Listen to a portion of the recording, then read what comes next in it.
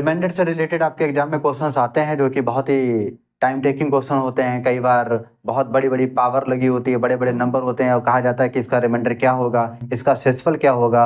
तो आज हम उसी से रिलेटेड एक टाइप को देखते हैं जो कि बहुत ही ज़्यादा इंपॉर्टेंट है और आसान तो इतना है कि 1 सेकंड के अंदर ही अंदर आप उसका आंसर दे सकेंगे। तो चलिए उस टाइप को देख लेते हैं, वो टाइप क्या है। अगर आपके पास क्वेश्चन ऐसे लिखा हो कि a power n plus b power n upon a plus b, इस टाइप से अगर कोई भी क्वेश्चन आता है तो इसका रिमाइंडर 0 होगा। रिमाइंडर 0 होगा, लेकिन ध्यान रहे n क्या होना चाहिए, n ऑड होना चाहिए। जो पावर लगी है वो ऑड होनी चाहिए। यहाँ पर जो पावर है वो ऑड होनी चाहिए, क्वेश्चन प्लस में ही होना चाहिए। कुछ इस तरह से देखते हैं। 8 की पावर 117 प्लस 13 की पावर 117 अपॉन 8 प्लस 13।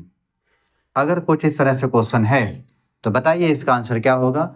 इसका आंसर 0 होगा, रिमाइंडर 0 होगा। रिमाइंडर 0 क्यों होगा? क्योंकि हमने कहा था यहाँ पर जो पावर होनी चाहिए n होना चाहिए, वो ऑड होना चाहिए। यहाँ पर इवन ऑड कुछ भी हो, हमें उससे कोई मतलब नहीं, बस ए बी 8 और 13, 8 और 13 वही नंबर होने चाहिए। तो ऐसे केस में रिमाइंडर क्या होगा, 0 होगा। एक और, a raised power n plus b power n plus c power n upon a plus b plus c।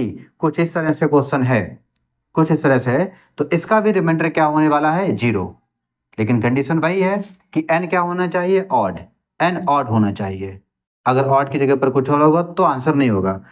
Plus plus में ही होना चाहिए, जैसे 1 की पावर 9 प्लस 11 की पावर 9 प्लस 17 की power 9 upon 1 plus 11 plus 17। Question इसी तरह से होना चाहिए। वैल्यूज कुछ भी हो, A B C, power odd होनी चाहिए, प्लस में होना चाहिए। जो यहाँ पर नंबर्स लिखे हैं वही नंबर यहाँ पर रिपीट होने चाहिए, तब जाकर रिमाइंडर आपका 0 होगा। और ऐसे क्वेश्चन अक्सर एग्जाम में पूछे जाते हैं। ध्यान रहे n क्या होगा, दोनों कंडीशंस में ऑड होगा। तो उम्मीद करते हैं क्वेश्चन आपको समझ में आए होंगे। इस टाइप के वीडियोस को पाने के लिए मेरे चैनल को लाइक, शेयर एंड सब्सक्राइब कीजिए।